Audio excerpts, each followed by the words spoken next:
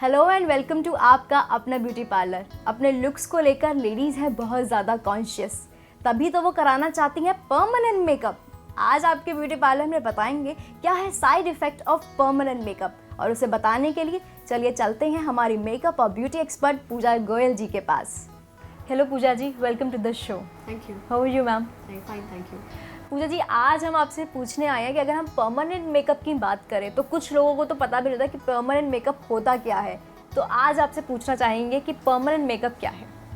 Permanent makeup is a cosmetic tattooing. Permanent makeup वो makeup होता है जो आपकी स्किन पे हमेशा रहता है, बहुत लंबे टाइम तक रहता है, और उसमें फिर आपको कॉस्मेटिक मेकअप करने की ज़रूरत नहीं होती। तो ये कौन कौन से लोग ये परमानेंट मेकअप कराना ज़्यादा पसंद करते हैं? जनरली परमानेंट मेकअप कराना वो लोग पसंद करते हैं जिनके पास रोज़मर्रा की ज़िंदगी में बहुत बिजी लाइफ है उनकी, और उनके पास टाइम नहीं है कॉस्मेटिक मेकअप करने का। तो वो लोग ज़्यादा प्रेफर करते हैं कि हम परमानेंट लाइनर बना के रखें या परमानेंट लिपस्टिक लाइनर बना के रखें, ताकि उनको बार बार टचअप लेने की ज़रूरत ना पड़े। कहते हैं कि परमानेंट मेकअप है, is it really permanent? Definitely ये परमानेंट होता है, बट एक लंबे टाइम तक परमानेंट रहता है। बट एक टाइम ऐसा भी आता है जब ये मेकअप हल्का हल्का फेड होना शुरू हो जाता है, फिर उसके दोबारा टचअप्स की ज़रूरत पड़ती है। और अगर हम परमानेंट मेकअप से पहले कुछ प्रिकॉशंस ले लें, जैसे कि कुछ भी अगर हम करने जा रहे हैं परमानेंट मेकअप से पहले, अगर हम उसकी चीज़ के प्रिकॉशंस ले लें तो ज़्यादा बेहतर रहता है। जी बिल्कुल। परमानेंट मेकअप जैसे कह सकते हैं बहुत एक संगीन काम है। मतलब एक कोई खेल नहीं है ये कि आप इसको जिस मर्जी से चाहे करवा लें, या जिसको नॉलेज ना हो उससे भी आप करवा लें। बहुत ज़्यादा प्रिकॉशंस लेने की ज़रूरत पड़ती है। आप किससे करवा रहे हैं वो बहुत मैटर करता है। साथ ही साथ कौन सी नीडल्स, करने वाले टेक्नीशियन कौन सी नीडल यूज़ कर रहे हैं, कौन सी मशीन यूज़ कर रहे हैं, वो स्टरलाइज है या नहीं, उसके पार्ट स्टरलाइज है या नहीं, उन्होंने ग्लव्स पहने हैं और वो नए ग्लव्स हैं या नहीं, जो शीट्स या जो भी इंस्ट्रूमेंट्स, जो भी चीज़ें यूज़ करी जा रही हैं वो सब कुछ फ्रेश और नई होनी चाहिए। और साथ ही साथ स्टरलाइज ज़रूर होनी चाहिए। और ये भी ध्यान रखना चाहिए कि क्लाइंट को अपने भी कुछ प्रिकॉशंस लेने चाहिए कि कोई वो बहुत टाइम से कोई दवाइयाँ ना खा रहे हों, या कोई वो ऐसी ऑइंटमेंट्स ना यूज़ कर रहे हों जिनसे एलर्जी होने का डर रहता है। बिकॉज आप अपनी स्किन के साथ ऐसे खिलवाड़ नहीं कर सकते, अगर खूबसूरत दिखने के बजाय कि आप और प्रॉब्लम अपने लिए क्रिएट करते हैं। अब अगर हम बात करें कि फेस पे ज़्यादातर जो लेडीज़ होती हैं वो लाइनर और काजल जो होती हैं वो परमानेंट करवाना ज़्यादा चाहती हैं कि हमें बार बार उसे लगाना ना पड़े, एक बार हम लगा दें दैट इज़ फाइन। तो इसके क्या साइड इफ़ेक्ट्स होते हैं अगर हम बात करें लाइनर की? अगर हम आईलाइनर की बात करते हैं तो जनरली आईलाइनर, हमारी आईज़ की लिड की जो स्किन होती है वो बहुत पतली होती है।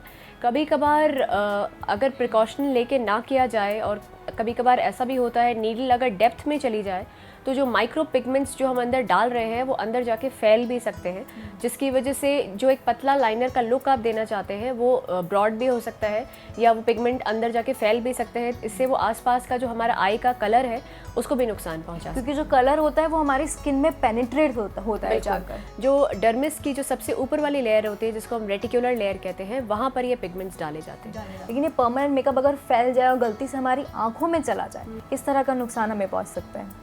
जनरली अंशुल देखा जाता है कि खैर करने वाले टेक्नीशियंस इतने एक्सपर्ट तो होते ही हैं कि वो आँख के अंदर पिगमेंट को नहीं जाने देते। बट यही है कि मैंने जैसे पहले बताया कि कभी कभार ऐसा होता है कि नीडल थोड़ी डेप्थ में जा सकती है। जब वो डेप्थ में जाती है तो माइक्रो पिगमेंट अंदर फैलने का डर रहता है। आईलिड के जो कलर है उसमें उस कलर में फैलने का डर है। पूजा जी, ये तो बात हुई आईलाइनर की। अगर हम बात करें काजल की, क्योंकि काजल जो होता है वो अपनी आंखों के अंदर लगाते हैं, तो काजल लगाना मोस्ट सेंसिटिव होता है जैसे हम आईलाइनर को अगर कंपेयर करें, तो क्या सावधानी में बरतनी चाहिए काजल लगाने से पहले? काजल में जनरली यही ध्यान रखना चाहिए कि जो भी नीडल यूज़ करी जा रही है, कि जो माइक्रो पिगमेंट्स आइज़ के अंदर डाले जा रहे हैं उनसे थोड़ा सा ये साइड इफ़ेक्ट होता है कि वहाँ पर स्वेलिंग आ जाती है, रेडनेस आ जाती है, और ये रेडनेस और स्वेलिंग 24 आवर्स टू 48 आवर्स तक रह जाती है। तो उस टाइम पे थोड़ा धूप में ना निकलें, मतलब ये प्रिकॉशंस लेके रखें। बहुत ज़्यादा लाइट के आगे ना बैठें, कंप्यूटर के आगे ना बैठें, टीवी ना देखें। ये सारे प्रिकॉशंस आपको ध्यान में रखने चाहिए। और अगर हम बात करें आईब्रोज़ की, कुछ लेडीज़ होती हैं वो अपनी आईब्रोज़ को इन्हांस करने के लिए, या फिर वो फेस पर उभर कर नज़र आए उन्हें दिखाने के लिए, या फिर उनके अगर जो हेयर होते हैं वो बहुत लाइट होते हैं उनको बढ़ाने के लिए भी मेकअप करवाती हैं, जैसे कि परमानेंट मेकअप कराते हैं जिससे आईब्रोज़ उनकी ज़्यादा इन्हांस लगे, तो उसमें भी कुछ साइड इफ़ेक्ट्स होते हैं। थोड़ी सी साइड इफ़ेक्ट्स वही सेम ऑलमोस्ट। जब हम बात करते हैं साइड इफ़ेक्ट्स की, तो जनरली हमारी स्किन ऑल ओवर फेस पे सेम ही होती है। जब हम आईब्रोज़ पे आते हैं तो वही होता है कि हमें, क्योंकि थोड़ा सा उसको डार्क पिगमेंट वहाँ डालने हैं, क्योंकि जैसे हमारे आईब्रो का कलर है वही कलर से ही हम फिलिंग करते हैं वहाँ पे। तो कभी कभार वो कलर्स जनरली देखा जाता है कि एक हफ्ते तक काफ़ी डार्क नज़र आते हैं आपको, बट वो आस्ते आस्ते वो कलर आराम से नॉर्मल आपके जो आईब्रोज़ के जो बाल होते हैं उसकी तरह दिखने लग जाते हैं। बट 24 आवर्स टू 48 आवर्स तक रेडनेस और स्वेलिंग रहना बहुत लाजमी बात है। और अगर आपको कोई एलर्जी अगर आपको पहले से, या फिर आप कोई मेडिसिन कंटिन्यू कर रहे हैं, तो एलर्जी भी रह सकती है। एलर्जी भी रह सकती है। अगर पूजा जी हम बात करें लिपस्टिक की, लिपस्टिक एक ऐसी चीज़ है जो हर लेडीज चाहती है कि उनके लिप्स पर टिकी रहे, कुछ भी खाए कुछ भी पिए वो हटे ना। तो लिप्स को फिल कराने के लिए भी लिपस्टिक की परमानेंट मेकअप करा जाता है, तो उसके भी साइड इफ़ेक्ट्स होते हैं, वो क्या होते हैं? सबसे पहले ये ध्यान रखना होता है कि आप किस टेक्नीशियन से करा रहे हैं, कहाँ से करा रहे हैं, ये बहुत बड़ा रोल प्ले करता है। उनको कितना कॉन्फिडेंस है, कितने साल का एक्सपीरियंस है, क्योंकि एक लिप्स का आउटलाइन करना एक बहुत माइन्यूट काम है। अगर हाथ ज़रा सा भी इधर उधर चला जाए तो वो परमानेंट स्कार दे सकता है। पता चले हम लिप लाइनर्स की ही बात कर रहे हैं तो कोई और ही लाइन बन जाए और वो स्कार हमेशा के लिए रह जाए।